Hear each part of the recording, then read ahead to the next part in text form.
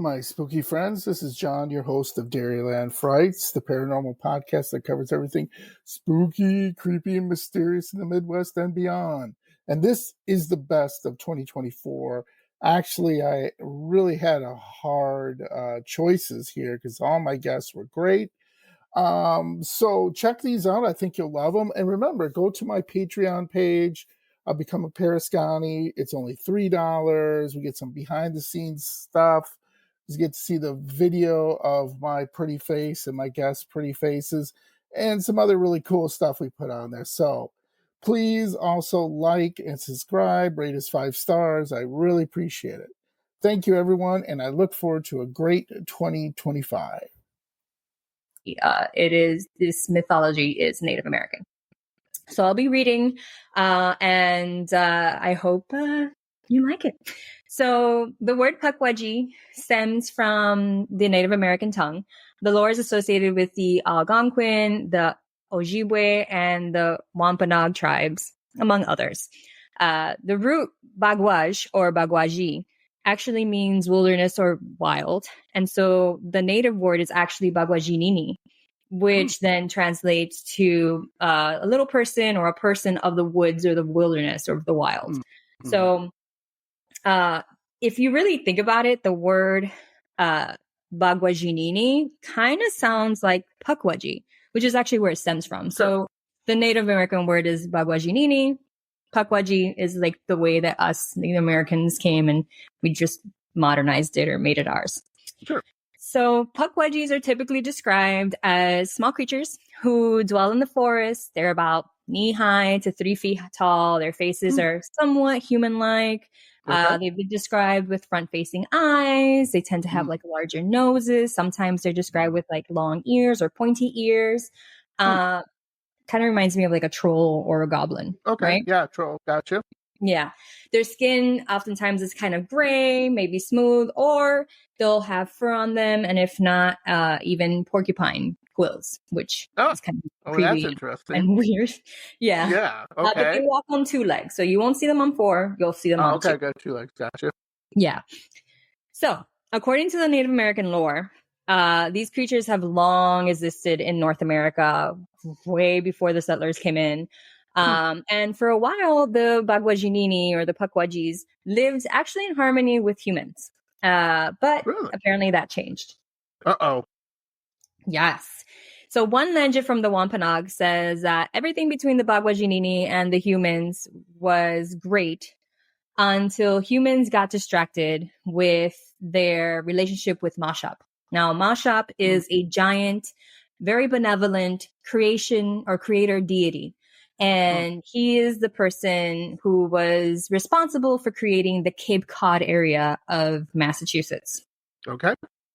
So it seems that Mashap was beloved by the humans, and the Pawajis kind of got a little jealous. So they became a little mischievous, trying to get attention from the people. But this actually bothered the people and aggravated them. So they complained to Mashap and they said, hey, these Pawajis, they're bothering us. So Mashap was like, cool, okay, I'm going to take care of it. And he went and he scattered the Pawajis all through New England. Well, as you can think and probably determine that, the Pawajis weren't very happy with that. So Mashap and his wife, who's known as Granny Squannet, left for a little bit. Okay. And in their absence, the Pawajis returned. But this time, they returned with a vengeance because they were PO'd. They were PO'd. And so what happened, instead of being mischievous and kind of just bothering people, they really took it up a notch. They started kidnapping children, burning villages. And and then apparently they even, just outright killed people. Oh, okay. That is up a notch. Yeah. And this is like the first level of ghosting, right? This is like we ghosted them. We're like, hey, Pawajis cool. Yeah. Hey, why'd you return my call? I'm a Pawajis. Let's go. What's going on here? Yeah, they went from 0 to psycho really quick. Ooh. So reminds me of an ex-girlfriend. Yeah. Yikes. Yeesh. So it turns out, so Granny Squannet and Mashap find out that they're like basically killing the tribes people. And they come back, and Mashup's like, don't worry, I got my 5 sons. They're gonna take care of the problem. Okay. Sends his 5 sons over. The 5 sons get lured and tricked because the Pawajis are tricksters. They get tricked by the Pawajis and lured into a trap where they all get shot dead basically by magical arrows. Wow. So at this point, Mashup is really PO'd, and he's like, I'm going to do it myself. He goes to take care of the problem. Yeah. But again, the Pawajis are like, we're smarter than you.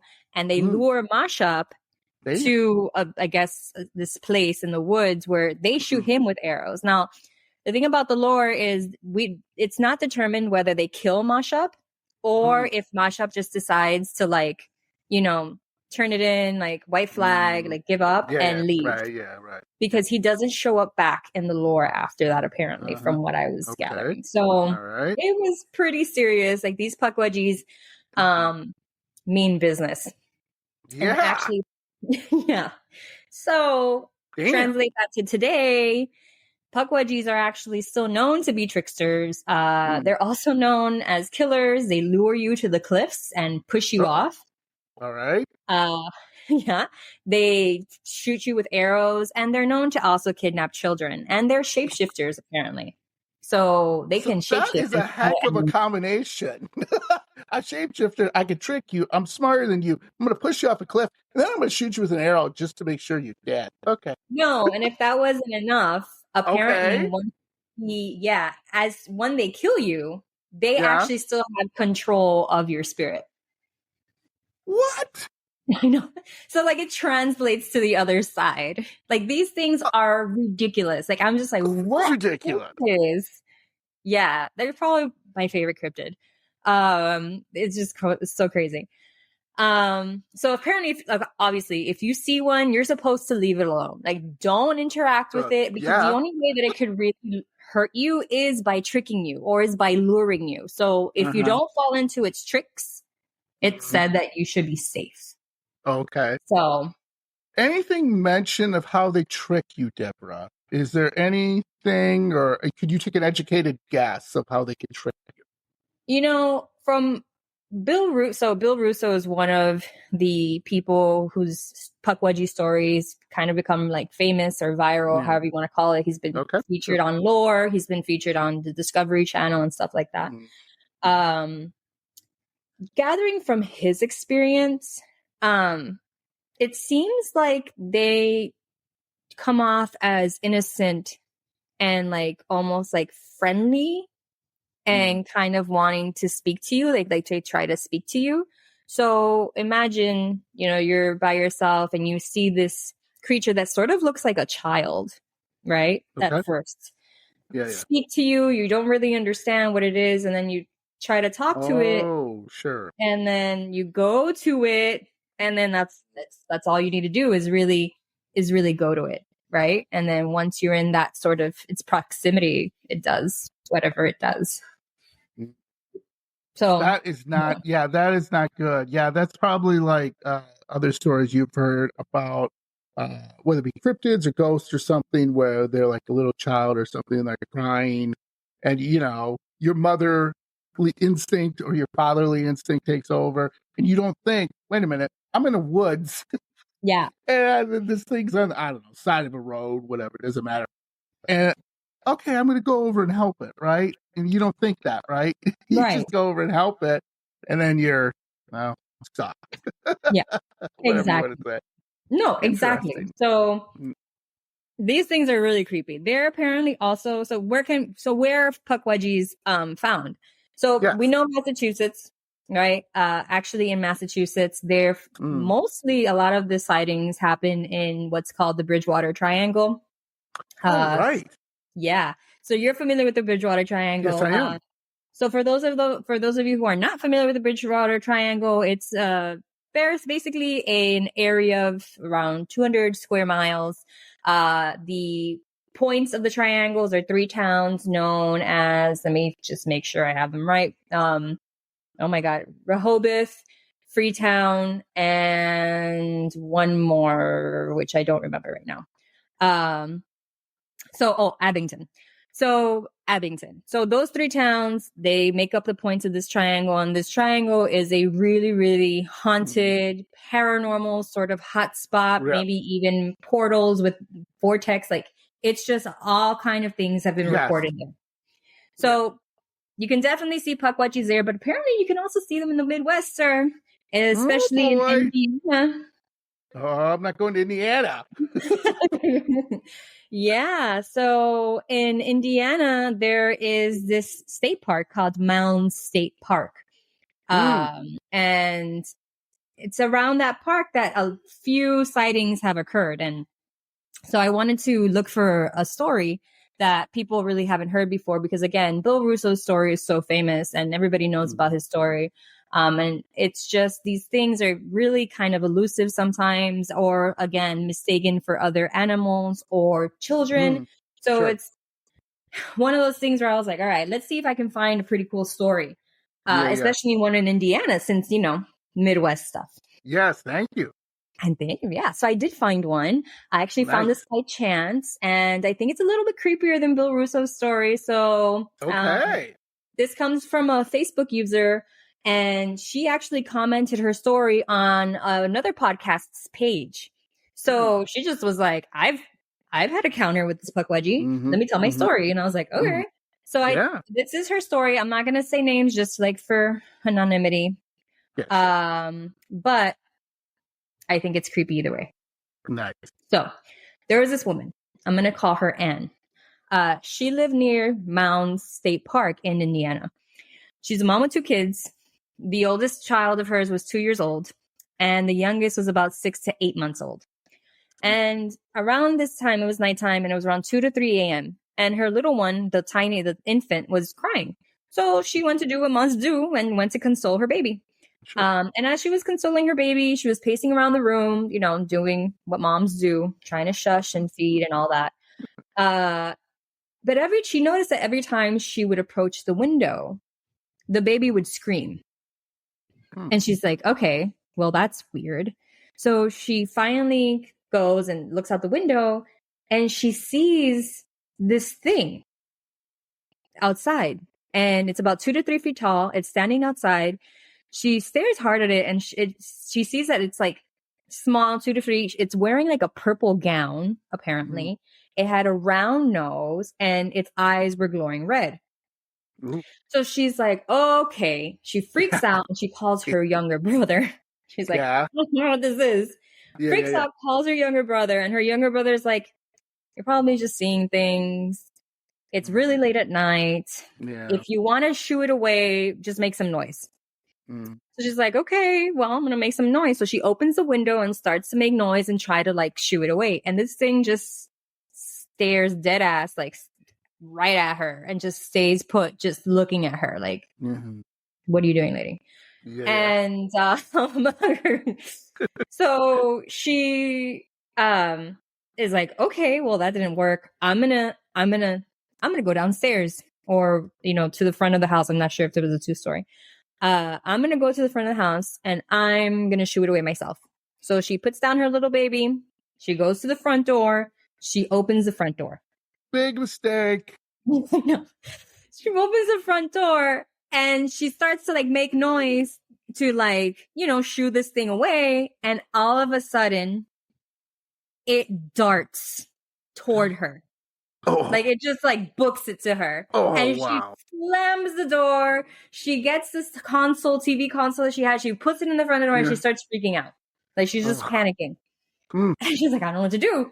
Once her nerves calm down, she calls the cops. Cops come by. She tells them, she didn't even know what to tell them. She was just like, look, I'm home alone. I have my kids, and there's this person outside of my house. Can you come check the property? They go, they come, they check the property. All they find is a balloon outside in the front yard, I think. And they were like, oh, maybe it was this balloon that you saw and mistook for a person. Right. Yeah. What? And she was like, first of all, apparently that balloon was from like her daughter's birthday from a few days before or whatever. Yeah. And she was like, I know what a balloon looks like. Balloons don't look like people, and they don't freaking run at you, you know? Like they don't, that's not what they do. Yeah, hello. So she was like, okay, fine. She didn't know what to do. She got her kids ready, and then she went to her sister's house. Few weeks passed. She finally decides that she's gonna get some stuff and move out. Like she didn't sleep there anymore after that. Like she never went back to sleep at her house. So a few weeks later, she went during the day to get a few things from her home so that she can just, I guess, finish the move. Yeah. And things were cool. Her family teased her, as family would do, like, how we are. Family is first. It's people, society. Yeah. But the thing is that a few weeks later, it seems that she was going through her photos. And she saw a photo of a picture of her daughter that she had taken the day before this event, like this incident occurred. So it was daylight. It was just the day before that everything happened. And when she was looking at the photo, she noticed the tailgate of the truck. And she saw a face on the tailgate. Oh. And it was the same face that was staring at her that night. So whatever it was had been with them the day before, even in the daylight, just watching them. And ever since then, she's just she's been very disturbed and probably even developed some PTSD, she said. And that, my friends, is the Pawajis. Well, I'm not going to sleep at night. Thanks. I will call you at 3 a.m. You'll be like, John, what are you doing? Trying to sleep. That is awesome. So let me ask you this. You said there's some of the Midwest, mostly on the East Coast and everything. Yeah. Do they mainly come out at night? Did it say anything about night versus day, or they can come out anytime? I think it's an anytime thing. I think probably nighttime encounters are probably just more talked about just because of the nature of the paranormal and the night, right? Yeah. But I think that they come out at any time of the day, from what I understand. And are they, again, if you don't know this is fine, are they more in the woods, forest, or can they be anywhere? They could be in your backyard, Okay, from what I was reading, they seem to prefer wooded areas. If you think about, they kind of remind me of goblin and troll lore, right? So it's very similar. Very similar. Well, great, Deborah. I live in a small town and we're surrounded by woods. And great. It's scary to me that you would just have make up a town in your head. But let's pretend for a minute that it was a real town and that it did vanish, Tracy. What could have happened to it? So, many conspiracy theorists believe Dublin was destroyed in connection with the Project Elf. Okay, and no, not the movie Elf with, Will Ferrell. And all evidence of the existence of it had been scrubbed from the internet and the local archives. So what do you think about that? Do you think someone could do that? Maybe? An entire town. I mean, what do you think, Tracy? They've been hiding aliens from us all these years, so... Right? I guess. Right? I mean, if you distract, that's the thing they always put something, when there's something that they're doing, it seems like they distract you with something else to pull the wool over your eyes with the other things. So, absolutely. I would think it would be hard to disappear a whole town, but it could be that maybe whatever was profiting the town or helping the people in the town closed down, and then it just kind of dissipated from there. Yeah. So I'm not sure. Right. So let me get into that, and then you can kind of pipe in whenever you want to just chime in or whatever. It is very difficult to prove that something doesn't exist. It also seems unlikely that the military could get away with destroying a town without anyone having a concrete memory of it. Okay, so what is Project Elf? Okay, very quickly, so people understand this. In the 1960s, U.S. Navy officials concocted an ambitious plan. They wanted to bury gigantic grid of cables under roughly, get this, 41% of the state of Wisconsin to turn the bedrock into the world's largest radio antenna. So think about that. Nearly half of the state of Wisconsin, they wanted to bury these cables under to communicate with their subs, which I'll get into. So the project was called Project Sanguine. And although it sounds crazy, it was logical, although impractical way of communicating with deep sea submarines around the world. The problem is that radio waves don't travel well through water. So there was no good way to send signals to a nuclear-powered sub that stayed submerged during the months of the Cold War. So Project Sanguine would have be an antenna for transmitting, and this is where ELF comes in, extremely low frequency waves that can penetrate water and reach the subs. Now, believe it or not, this, according to most sources, it never happened largely because of the huge cost. Potentially billions of dollars in environmental disturbances would have been required. In other words, they're going to destroy the environment. It's going to cost billions of dollars back in 1960s. But they had an idea about a smaller version called Project ELF, which was eventually built in Wisconsin and Michigan, Upper Peninsula, and operated this. Actually, you can still see the cables between 1989 and 2004. So think about that. This is actually a thing that happened, okay? But the cables do not go underneath the bedrock. They're like telephone wires, for lack of a better word. Okay.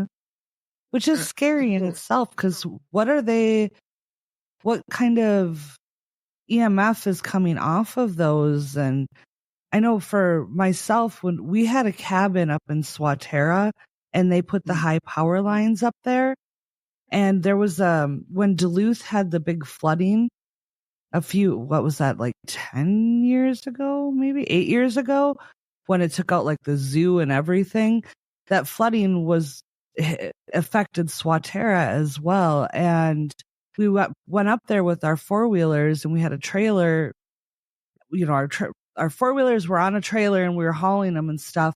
And we were having to drive through like water that was up to the top of our tires to try to get to our cabin.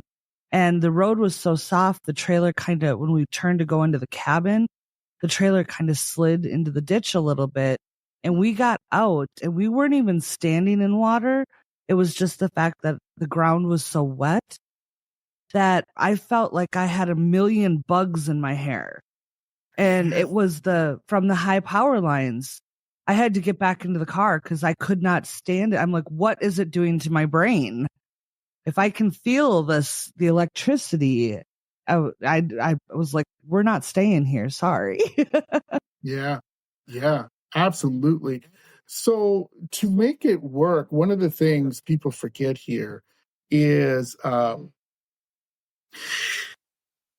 like you said, it had electricity just going out there and kind of freaking people out. And what they wanted to do was, when they were trying to do it through the bedrock, this is crazy. This is something I just want to, because they said they didn't do it, but I'm kind of like, yeah, maybe they did.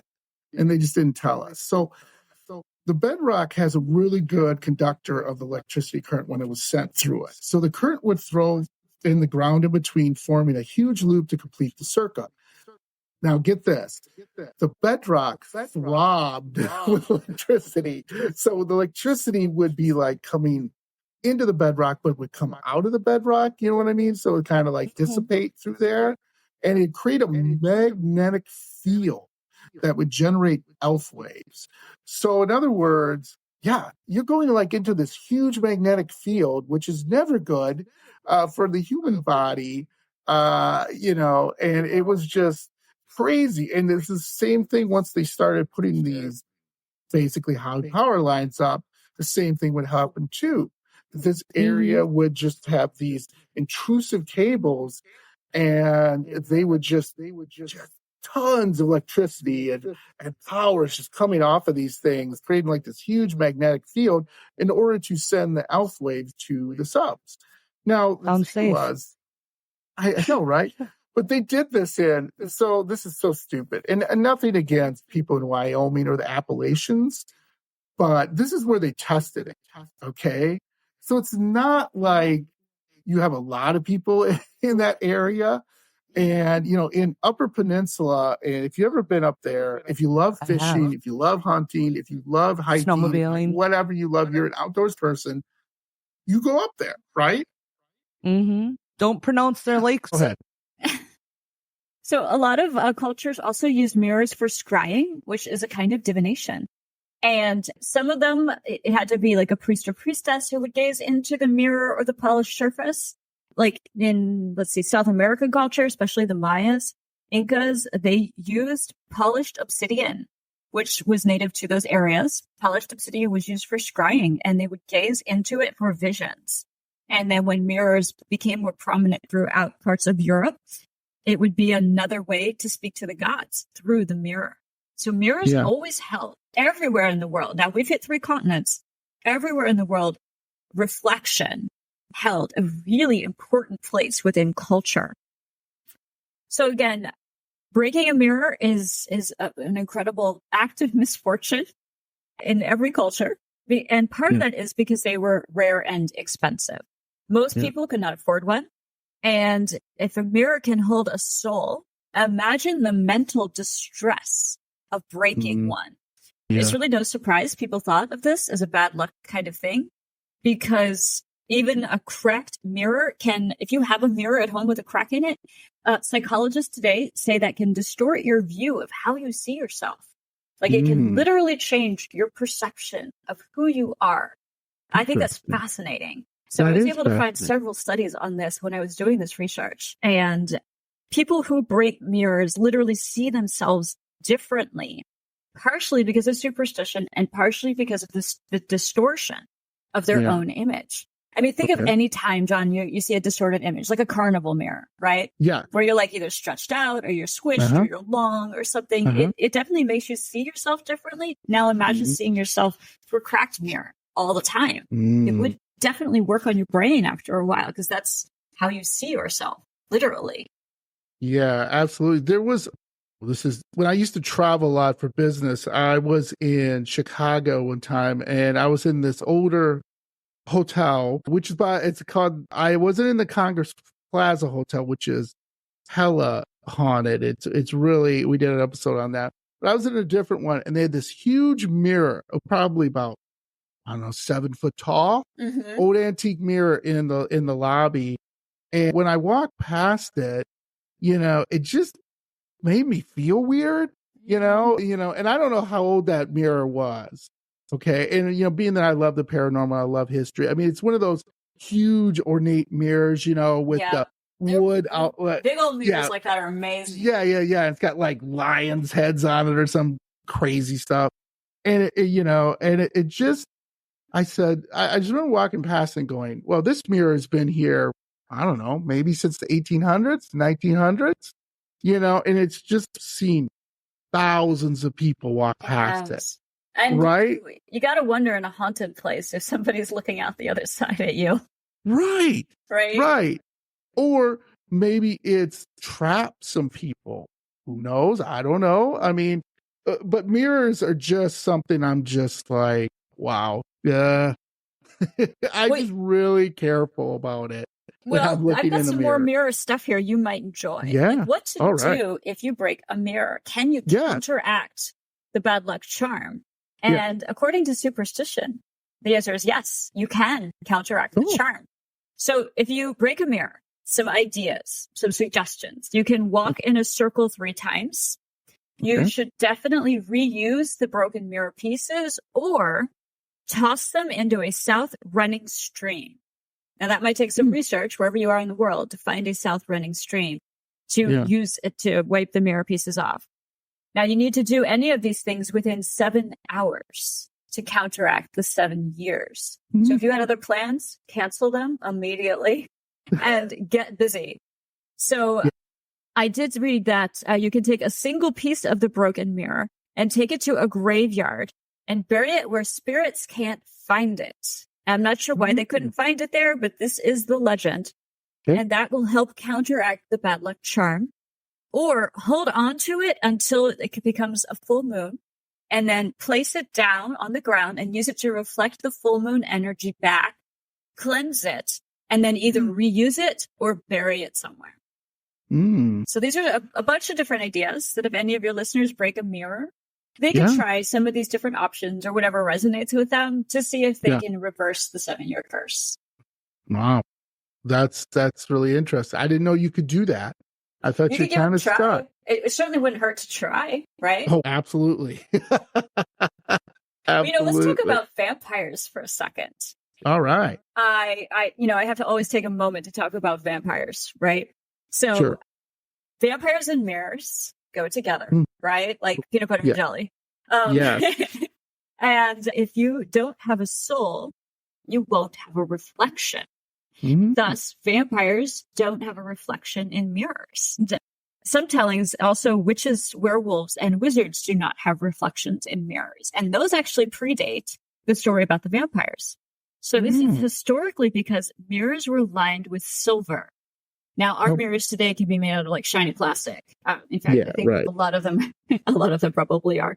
But that said, back when mirrors were expensive and rare, they were literally lined with thin, pounded out sheets of silver that were super polished. And silver is what you use first historically to kill witches, then werewolves, and then vampires as the stories all progressed. So of course, because you have this pure metal, it's going to repel these dark, evil beings. And that is indeed why vampires don't show up in a mirror. And of course, we have to talk about Bloody Mary. Yes. Right? Yes. So sorry. Hopefully you can edit out my coughing. Yes, no problem. So one more time, I'm sorry. Hopefully we'll get it all out. This is literally me choking on my tea that I just drank. All right. So the story of Bloody Mary is a classic with mirrors. And the thing is, almost every region has its own version of this. Here in Maryland, we have Black Aggie. In Pennsylvania, where I grew up, it's Mary Black. And everybody knows Bloody Mary because she's been on Supernatural. And of course, the 3 times name chant doesn't always require a mirror, like Beetlejuice, Beetlejuice, Beetlejuice. Right? So the story is that you gaze into a mirror, usually at midnight. Sometimes it doesn't have to be. Sometimes you have to have a candle lit, depending who's telling it. Other times you don't. Or you have to have it completely dark in some tellings of the story. But you gaze into the mirror and you say the name 3 times. And in the story of Bloody Mary, that releases a really dark entity. Now, in my local story, Black Aggie is actually a statue. Okay. I'm not sure how something is energetically dense as a statue is going to come get you. But, Sure. I didn't write the story. Yeah. But then there's other tellings like the Bell Witch in Tennessee. If you do this and say Bell Witch 3 times, she's going to come get you. I love the Pennsylvania telling. Mary Black decides if you're worthy.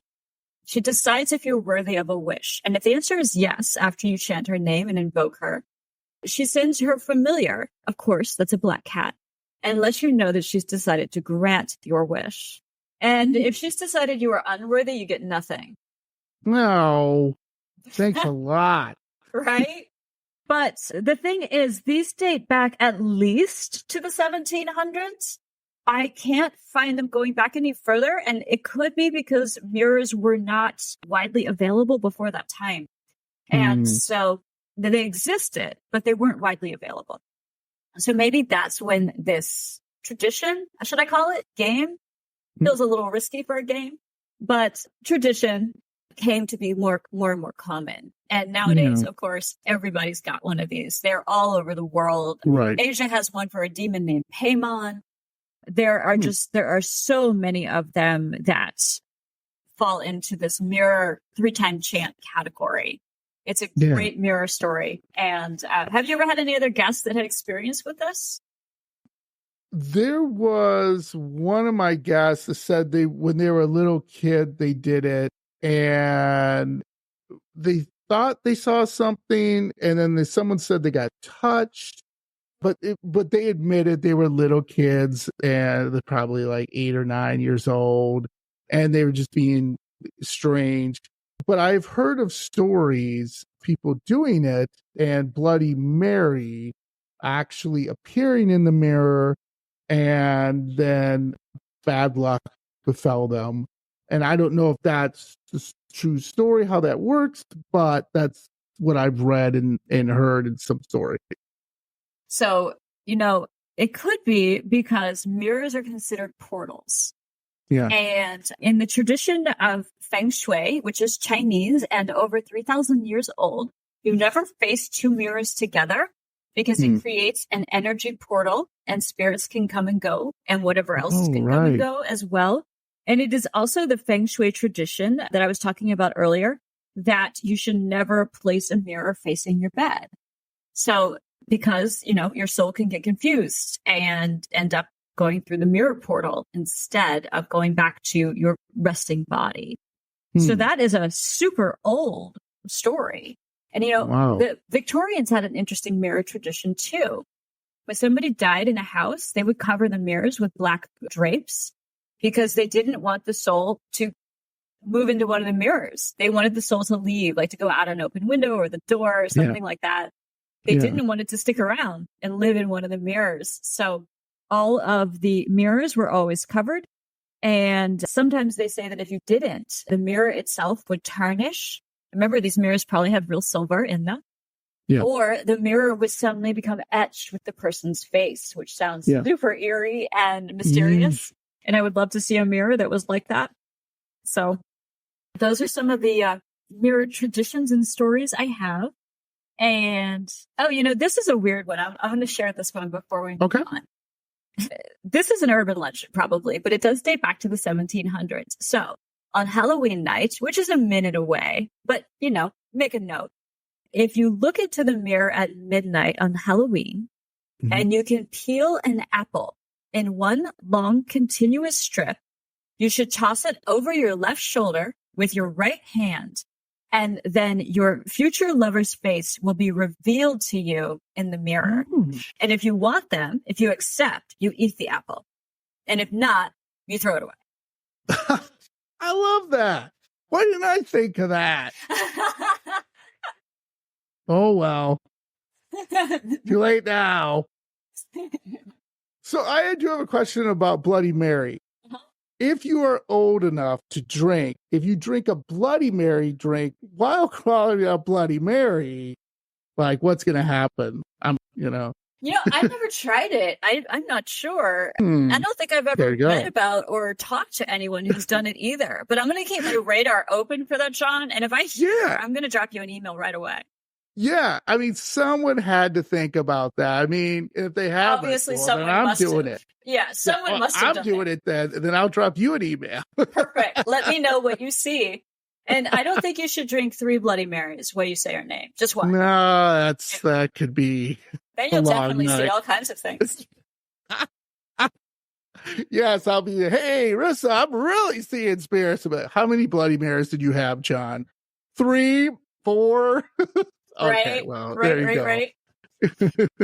So the next superstition you asked me to talk about is changelings. And this is a super spooky one. Now, this dates back into antiquity in both Europe and Africa. So both of those continents have this story, tradition, superstition, and it is a human-like creature, usually placed by some sort of supernatural entity instead of usually a baby or child, but sometimes a woman as well.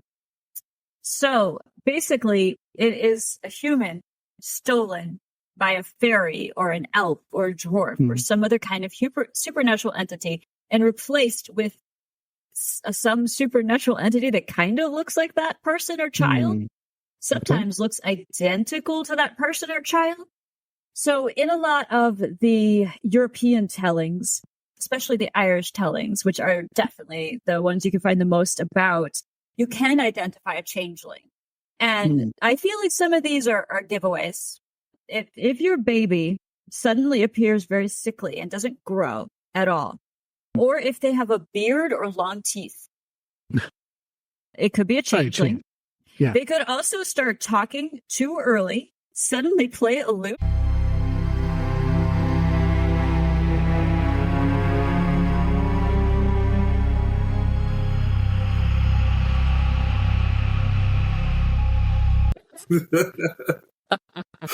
So there's some two ghostly legends exist for the cemetery. The first is fairly simple. At midnight, and again, I love this. At midnight, under a moonless sky, a visitor must ascend the steps, counting as he or she goes. One should count 100 total steps by the time the summit is reached. Then the visitor should walk back down, count the number of steps a second time. At the bottom, the visitor should have a different number. The mismatch is supposedly, David, caused by a supernatural sleight of hand, or perhaps the fact the visitors are counting stairs in the middle of the night.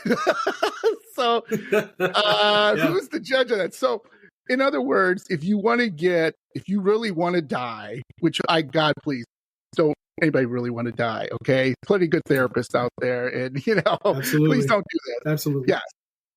So what you want to do, midnight, go there, go up the steps, count to 100, come back, hit 100. But supposedly you'll never hit that. Supposedly supernatural will make you go 97, 96. No, wait a minute. 97. You know what I mean? And it's just, I'm like, that's interesting to me because, first of all, it's midnight. You're going up the steps. But it's still, what I love is the legend, right? And we both love legends, it seems like, with our podcast and with Down the Rabbit Hole. What do you think, how do you think this got started? That's my main question. Do you have any idea of how this would have started, that someone said there has to be 100 steps? Any logic behind that? Why can't there be 10? Right. Well, it's not steep. It's not going. It's kind of like at an angle, right? Correct.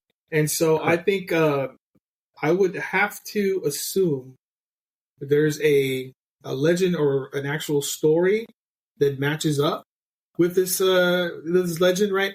But here's what's interesting to me. So I actually looked this up, and I'm saying a lot of ghost hunters have been there. A lot of them. Correct. Okay? A lot. Because not only is this one of the most haunted cemeteries, it's the most haunted place in Indiana, as from what I understand.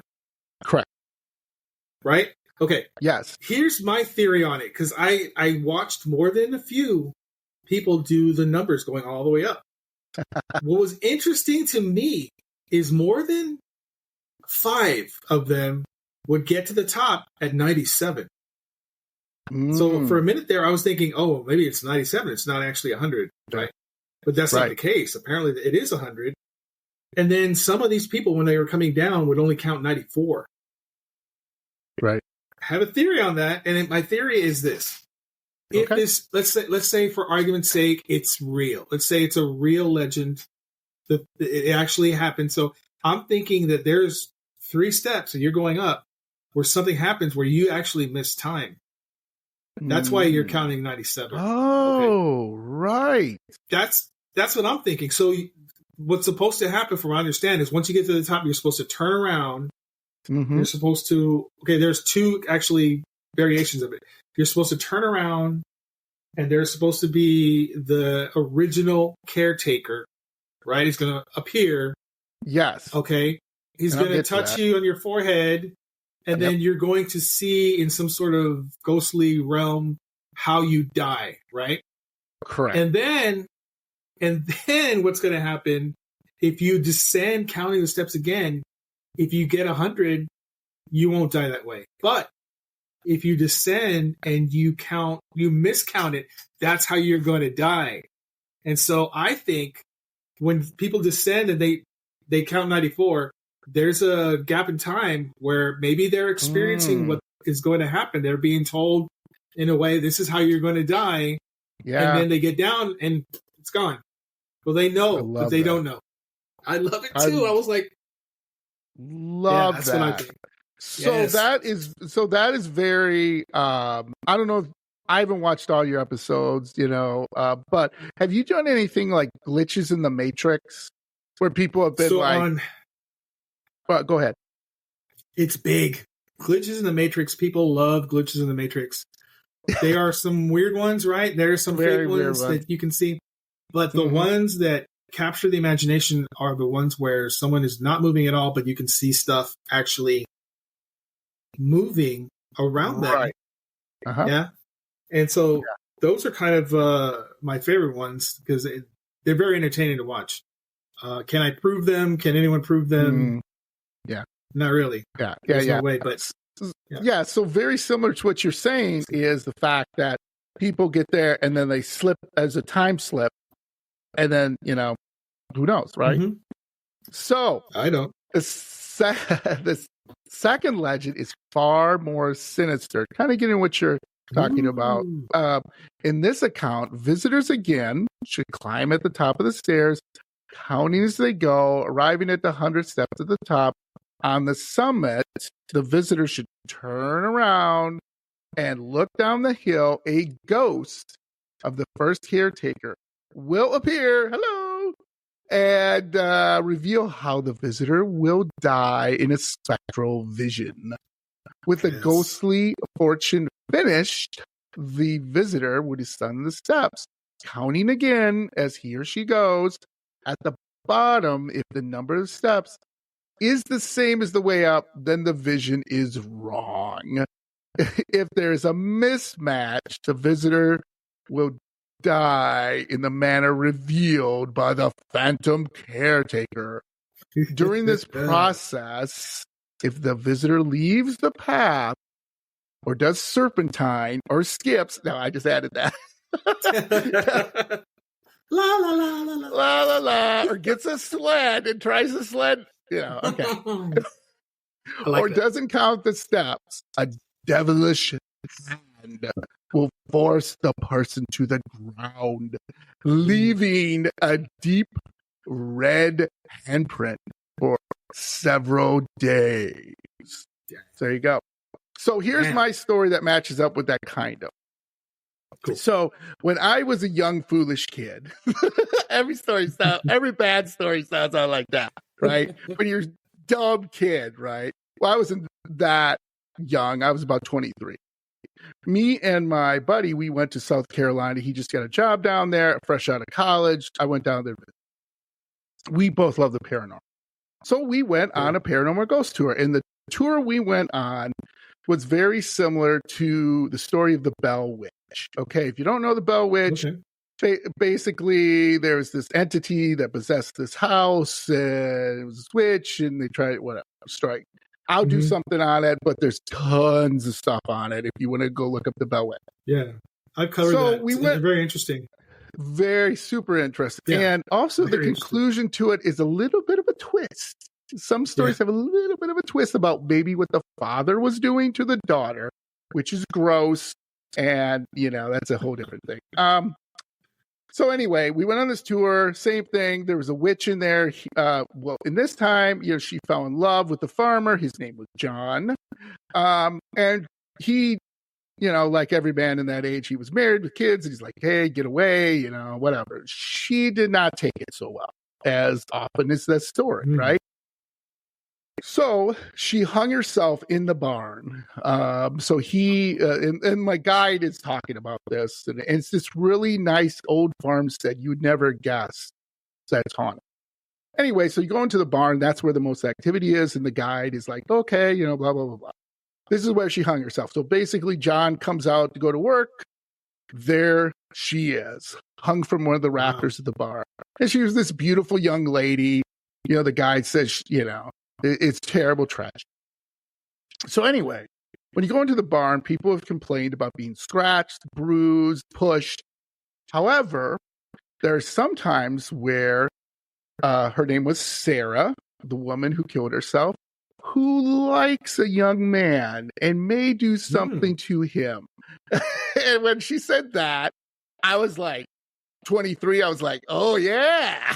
I was like, hot, sexy young ghost. I'm digging this. And she's kind of like looking at me like, yeah, shut up. But I'm thinking like Ghostbusters. There's that scene in Ghostbusters where Dan Aykroyd is sleeping and the ghost, well, right. Fun.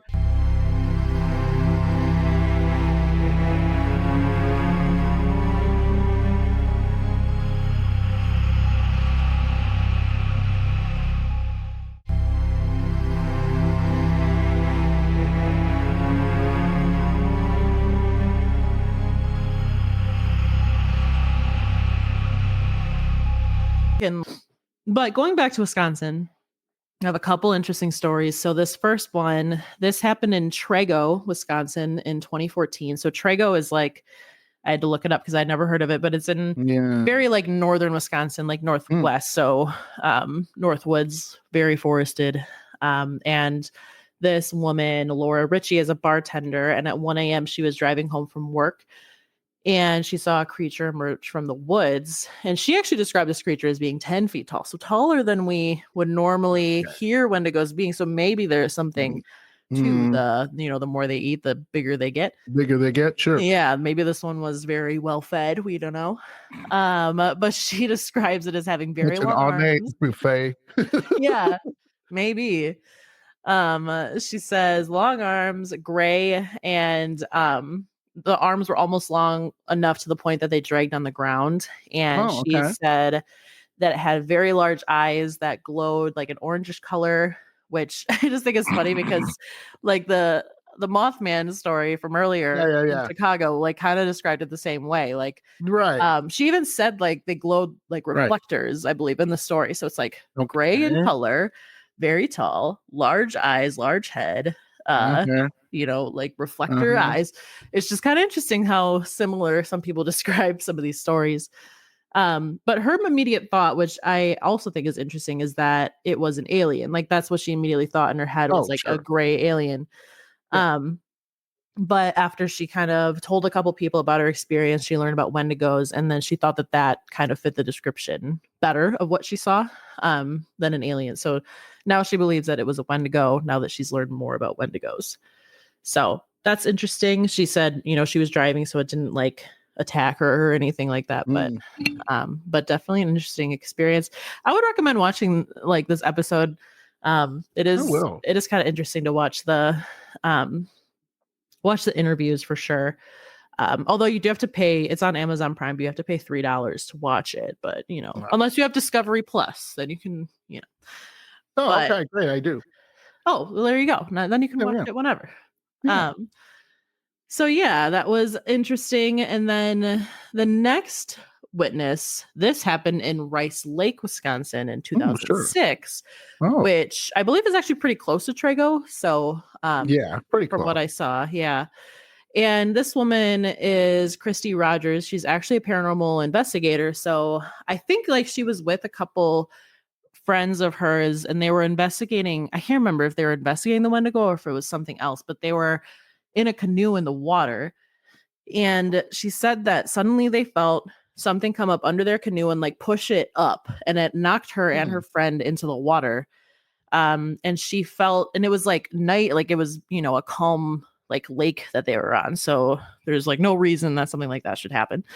And she felt all of a sudden like she was being pulled down into the water, like by her ankles. And eventually she got free and was able to swim to the top of the lake. But then she had like red marks on her legs and stuff like that. And she believed, like based on her research, that this was a Wendigo, because there are stories about like Wendigos either being like born from the water or like being around the water a lot. So that's what she believed. So that was another one. And then this one is kind of interesting. So this was two brothers and they were pretty young. Their names are Justice and John Santana. This happened in Spooner, Wisconsin in 2018.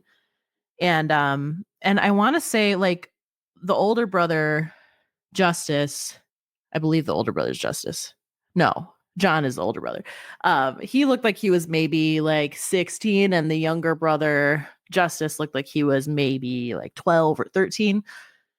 So they both experienced seeing this Wendigo creature around their cabin while they were at like a camp with other kids on like 2 separate nights. So John saw it first, and he said he saw it outside. Oh my gosh, no, I got them confused again. It is Justice who's the older brother. So confusing.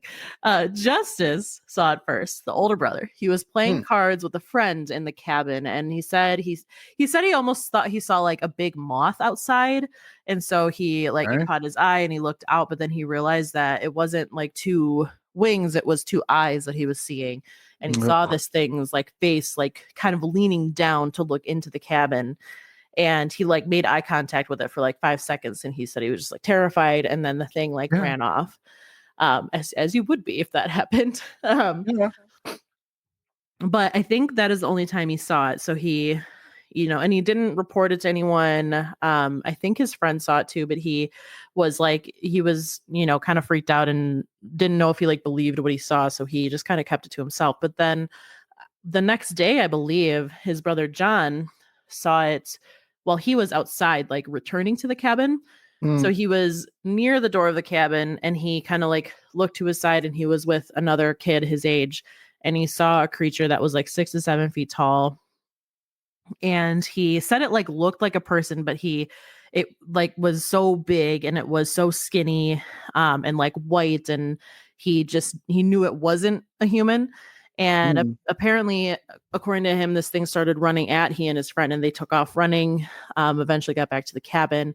And they actually immediately went and told the camp counselors about this, because they, were like, that went over well. Well, actually, this is actually very surprising, but the camp counselors actually believed them, and they went out looking for it. Yeah, they actually went out and looked for it, and they apparently saw it in the clearing, and then it like ran off, and they didn't get a good look at it. So I don't think they didn't interview the counselors. So I don't know if they like necessarily believe that it was a Wendigo or something like that. But yeah, they did believe him, because I guess it's good that they were, concerned enough that something might be out in the woods, and cared that, these kids might be in some kind of danger, that they took them seriously and went out and looked. But yeah, I thought that was surprising as well. I was like, oh, good for them. But his interview specifically, John, the younger kid, it was interesting, because you could really tell like he was very freaked out by it. Like he like talking about his experience, like it definitely I did not get the impression at all that he was like making something up, like he seemed like very shaken by it still, even though I think this was like a year later that he was being interviewed about it. So that was really interesting. And Spooner is not quite as north, I think, but it was a very like woodsy forested area that they were in. Yes, it is. Yeah. So that seems to be a very common thing, is that it's woodsy, very, very heavily forested, where a lot of these experiences happen. Lastly, this is kind of interesting, because this experience we actually talked about during our Holy Hill episode, which I looked back, and that was the 5th episode that we did on Dairyland Frights. So this Go back and listen. It's a fun one. It was a fun one. And this is the same experience that was had by a mom and her daughter in 2014 near Holy Hill. And their names are Mindy and Aurora Rosette. And literally we talked about this as being like a potential Goatman sighting, actually, because we were talking about Goatman during the Holy Hill episode. So they kind of described their experiences a little bit different. Like in terms of what the creature looked like, they said like brown in color, not gray. But the picture, there's like a kind of I don't want to say famous picture that this woman drew, but I've seen it quite a few times. She drew like a little picture of what she saw, and it has like, it looks like it has like kind of shorter arms that kind of like bend at a weird angle, and like kind of like wider thighs, and like the knees are bent awkwardly. And that's kind of why people thought that it was like a Goatman sighting, because that would kind of fit that description more.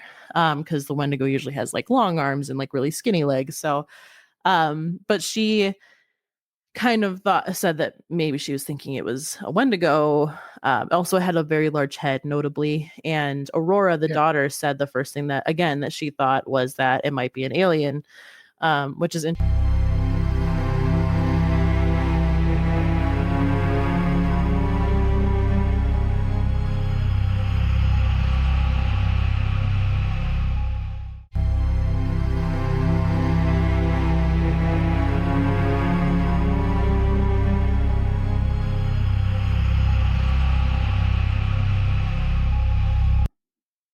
Hello, my spooky friends. This is John, your host of Dairyland Frights in the spookier podcast, Nightland Frights. And I wanted to thank all my spooky friends out there for listening. I truly appreciate it. Please like and subscribe and rate us 5 stars. It helps me make this a better podcast. And make sure you comment what guests you would like me to have on, what topics you would like me to talk about. It's only going to make this podcast better. So again, thank you so much for listening. And please go to my Patreon. Check that out. Become a Parascani for only $3, a spooky friend for $1. And remember, stay spooky. Hello, my spooky friends. This is John, and welcome to another episode of Dairyland Frights, the paranormal podcast that covers everything spooky, paranormal, and mysterious in the Midwest. And guess what? Back by popular demand, some of my favorite paranormal investigators. I missed you guys. Miss you too. Hi, John. We missed you, John. So,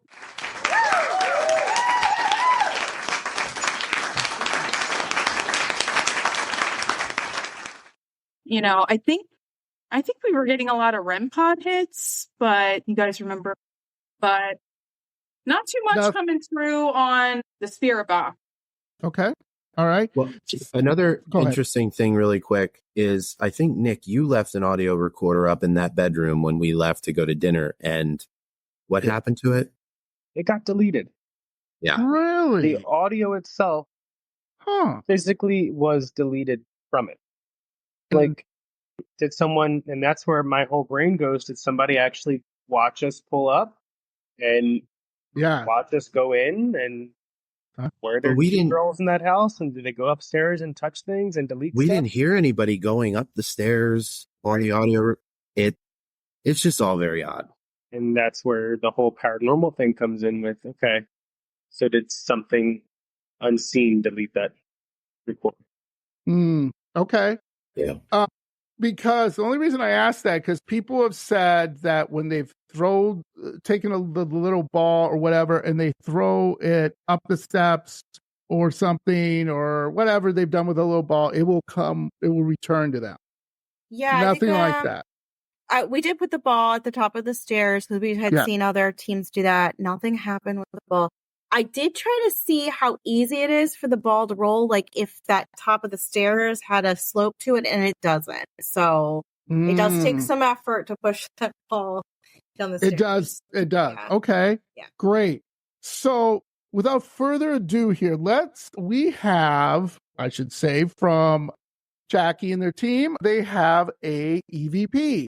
This might be a little bit hard to hear, folks, so I apologize for that. Don't worry. I will put it on all my social media sites, but we're going to try to talk through this. So Jackie and Renee, Nick, and Troy will do a little commentary on it. Like I said, try to listen as close as you can to it. See if you guys can email me at dairylandfrights@gmail.com or go Instagram, Facebook, YouTube, wherever you guys want to go to, and tell us what you guys think. So I'm going to start it at 9. Where do you want me to start it, Jackie? You said like 30 seconds? 30, yes. And just 30 seconds context, we left to go to dinner and left recorders running. So that's what John's going to be playing. This recording is from my voice recorder in the dining room. So you walk through the front doors, you have to go around and through the living room and towards the back. So it's right next to the kitchen.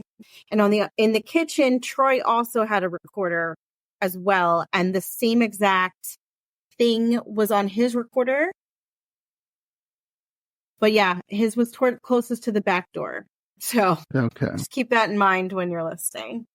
Yep. Okay. Now we'll just get to play it here. Sally House, May 29th, leaving the recorder on the table next to the REM pod. I'm going to start a little bit early, guys, if that's okay. Yeah, pay attention to how the door sounds when we leave. Joy.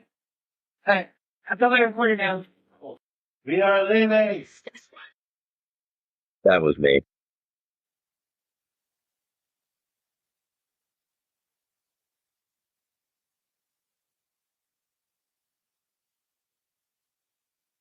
Okay. Let me know when you want me to stop it. Yeah, so now you can jump to 9:30. So really there's nothing to note between when we leave and then about 9 minutes and 30 seconds in, something goes on for a couple minutes and we do not know what's going on here. Because you can only enter the front door with a keypad. You need a code to get in. And again, my recorder is closest to the back door. So keep that in mind when you start hearing things opening and closing. And the back door was locked in 2 places when we left and locked in 2 places when we came back. I started a little early, guys. It's going to 9 minutes here in about a couple seconds. And I'm just going to let it play out a little bit here.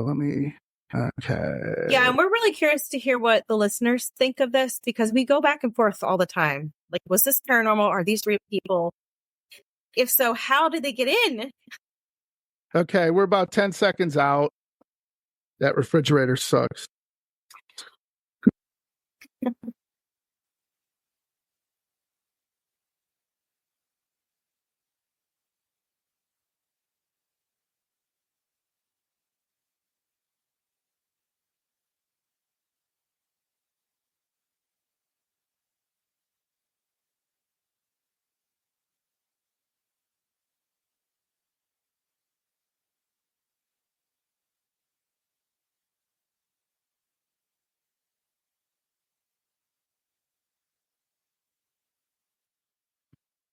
Let me go back for a second.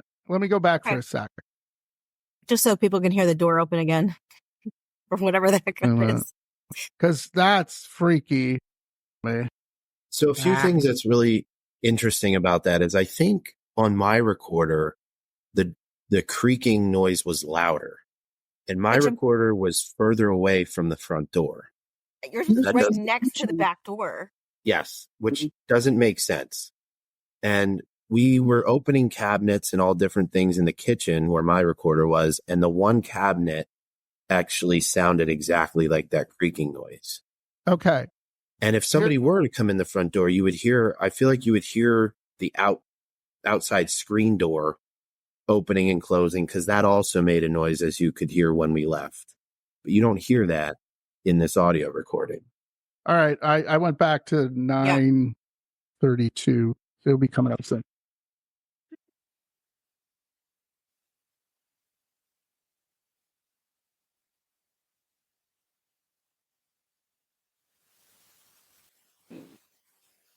No,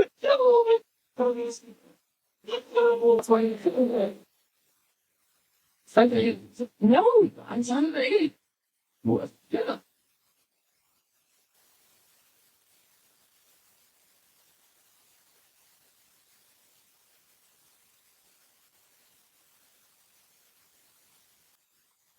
I should not go stay over.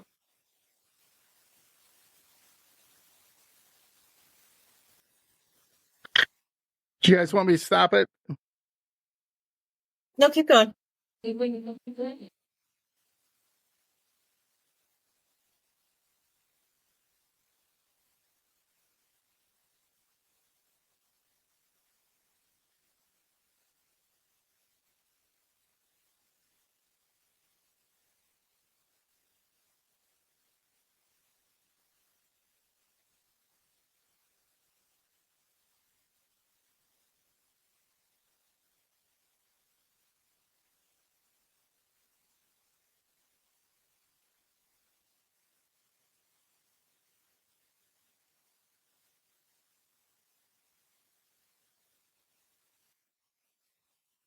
REM pod. That's crazy. And that's it. That's crazy. That's crazy. Imagine coming back from dinner. You've gone an hour, 45 minutes, and you're listening to this. I mean, the terror we all felt was like somebody was here when we were gone. And I think we did a live filming us listening to this. Yeah, A live feed. We did. So, there's a few things too that go ahead. I'm just questioning. If someone came in the house, we would hear footsteps, and I don't think we had any footsteps or anything captured on the audio. I remember walking through the kitchen, you would hear it, and we just don't hear it. And then if somebody did go upstairs and mess with Nick's recorder, why didn't they mess with any other equipment we had there? Why didn't they take equipment? Yeah. Right. Yeah. Nothing was Why didn't disturbed. they take a camera that Renee had? Right. All expensive pieces of. And we had, I think, cat balls on the stairs. They were not disturbed. Right. I mean, Because nothing else was touched. Right, Nick and I counted the steps. So we're like, all right, this ball is on step number 5. This ball is like on step number 8. You know, they were not touched. It's just all very odd. You know, what Jackie was saying too, maybe Nick and Renee, you said this too. But yeah, it sounds like two little girls like talking, like they don't want to do something. Kind of like, you know, when little kids are, you know, and you're a parent and you hear your two little kids, no, you ask them. No, you ask him. You know what I mean? Mm-hmm. You ask mom. No, you ask mom. No, I don't want to do it. You do it. So interesting. I think on my recording, though, I had a male thing. Sorry, Renee. Go ahead. No, it's okay. I said, we also thought it sounded like us at first, like Jackie and I talking. And I'm like, no, it's like us. Yeah, I remember that. Yeah. No, that's not you two. That it's an octave. I can tell it's the little girl's voice. Yeah, it's not you two. And I don't know. Maybe it was something in the house, but it sounded like there was a growling sound. Maybe I'm totally hearing something like growling, like almost demonic. Maybe my mind's going wacky with me, but sound like something was scolding. Like, I don't know. Go ahead. You're right, because when I was listening to it today before we got on here, it almost sounded like there was like some kind of growl very close to the recorder. And that was the first time I picked up on that was today. Yeah. Yes. And that's one of the things with the Sally house. They do believe a demon is in that house that is not making Sally being able to leave. So she's keeping, the demon is somehow not possessing her, but stopping her from leaving that house. It would be the doctor, because the doctor, remember, he did a lot of unnecessary surgeries. He was a quack, he liked to say. He didn't know what the hell he was doing. This is the 1800s. Oh, you know, if you said my voice hurts, he might rip out your throat. You know what I'm saying? It's like, whoa, just give me a cough drop. Like, what the hell? The hell you doing? So, yeah, I mean, that's really interesting. Oh, man, that's crazy. That's just crazy. Anything else to add about that? I think we just kept about it the whole night. Yeah. You know, we were just kind of like thinking about it, you know, like throughout the night.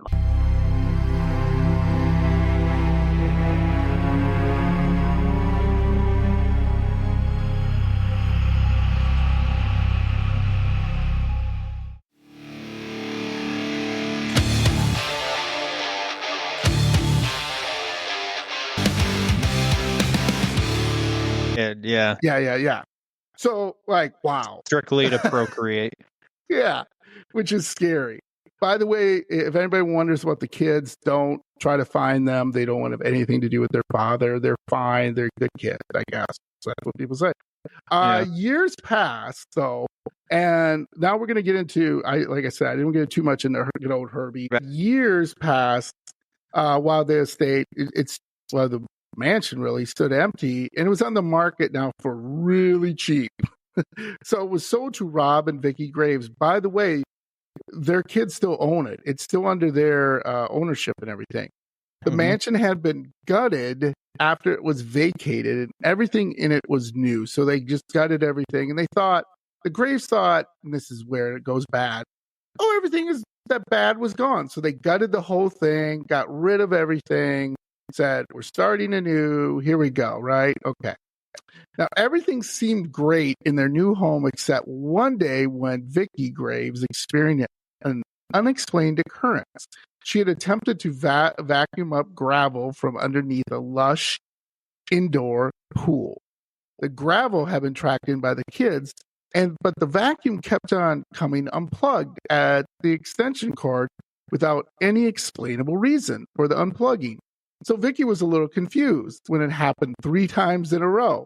So, when you put an extension cord with everything, you might think, I keep doing the damn cord out. But she didn't do that. And she claims she never did that. And she sensed, though, when that was happening, she was not alone. And that whatever or whoever didn't want her there. So she was in that pool area. And I'll get into why that pool area is really bad. So she just shrugged the feeling off. And she's like, okay, no big deal. Why does this keep getting unplugged and stuff like that? And 3 times in a row, right? So the gentleman I talked before, too, about Rob, who was working at this car dealership, like I said, he had a colleague named Joe LeBlanc. And that's the gentleman I said who has really all these crazy experiences happening that he took that apartment.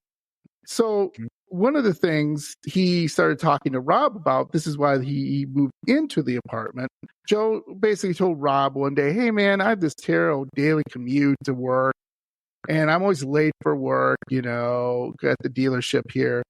And he said, I really need to move closer to the dealership. And so Rob said, sure, hey, I got this spare apartment on the estate. This is Rob Graves, by the way, just to clarify things. I have a spare apartment on the estate. Why don't you move in? But then Joe said, just to let you know, used to be a serial killer used to be there. And Joe was like, yeah, I don't care. Totally unfazed. He's like, just to let you know, and maybe in that apartment, who knows what happened. So, he said, okay, fine. So he moved in and he brought his belongings and his dog, Fred. Hey, there we go. Cute little Fred. And he moved into the apartment. And once he got in there, he was exhausted. He fell asleep. But while he was sleeping, he dreamed he was running for his life. And I don't know if you ever had a dream where you're running for your life. He had falling, all that right. shit. Yeah, right. Somebody was chasing him. So he awakened in this state of panic and he tried to run. Now, this is actually kind of funny. And so he basically woke up. Oh my God. And he's trying to run and he, bam, right into the door frame so hard that he knocked himself out. So that's pretty damn, like, that's hilarious. Right? That is hilarious. That's hilarious. Come on, people. That's funny. And he was in terrible pain. And I guess it's one of those doors, have the glass, there's the partition and then there's glass there. And for whatever reason, he must have run into it so hard, he busted the glass and the glass was everywhere and it got into his hands. And so he was like sitting there, knocked out. He's got blood everywhere. These shards of glass are in his hand. But he was unsure what he was running from. But he just knew he had to get out of that room as fast as he could. And so, they took him to, the emergency room. And he was, everybody was like, oh, it's a bad dream, right? Don't worry about it. But he was like, Joe was like, I don't know, man. But one day, Vicky came home and she was coming home and she noticed something on the corner of her eye to find Rob's painting. So he was like, I guess he had his painting and and this is Rob Baumeister, by the way, believe it or not, he painted too, which is super weird. And he had a surprising amount of work that he did too. And I don't know where these paintings are or whatever. I'm sure somebody has them or whatever they are. She was looking at the painting and she noticed there's this man in a red t-shirt standing in her yard. So she's looking at this painting and she's looking and then she sees this man in this red shirt just standing in their yard. And then she was like, okay, that's really weird. Who is this guy? And as he turned and walked away, she realized, and this would freak me out, that she couldn't see his legs. So, and then suddenly he just disappeared. They had this painting from Herb Baumeister, and she was kind of like looking at it. It doesn't really explain where they found it or anything. Maybe they just found it while they were gutting the place, but they didn't make it that clear. But I just thought the main important thing is she's looking out and she sees this man with no legs walking away and disappearing. So now you're saying, okay, there's a man, there's some crazy stuff going on here. So Rob did the natural thing and installed security cameras on the premises in hopes in catching this guy, because they think it's just a stranger. And if he comes back, right, they can get him and call the police and everything. And then he can be like, look, he has legs. See his legs, hon. You were looking at some weird painting from a serial killer, and your mind just went out. So one night while Joe was washing dishes, he heard this knock on the door. And the knocking became more insistent. So it was like, pound, pound, pound. And Joe opened the door, and no one was there. And he looked around, and okay, who knows? Maybe it's the kids playing with him, his wife. What, you don't know, right? So he said, okay, I'm just going to go back to what I was doing. And he locked the door. But he could not shake the feeling of discomfort because he felt, again, the whole thing in the Fox Hollow Farm is that. So then, again, there was more pounding. And he's like, okay, this is ridiculous. So he opens the door, nothing again. He's like, okay, all right. So this time I'm going to stand by the door like most people would. Like, I'm going to catch you this time. I know somebody's messing with me. Pounding happened again. Open the door, nothing. But then I guess his dog came in there, and when he opened the door the last time, his dog just started behaving like somebody was there and started barking. But again, Joe saw nothing. And so he's like, okay. Then another night, while Joe was walking his dog, Fred, he heard something in the woods. Oh, boy. Okay. So Fred stopped, and his ears, you see with dogs, like I have a dog, and you see something, ears pop up, you're like, okay, what's going on?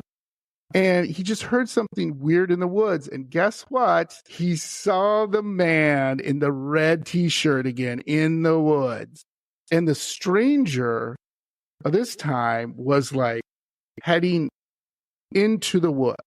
Okay. And so Joe thinks, oh, I finally got this son of a bitch. I'm going to get him this time. So Fred gives chase. Joe gives chase after the dog. They're chasing this guy, and they're trying to find this guy in the red shirt. And then all of a sudden, Joe comes face to face with this stranger. And it's this, like you were talking about a faceless guy, when you were a little kid, same thing. Yeah. He comes face to face with the stranger. The guy doesn't have a face, and it's just, what?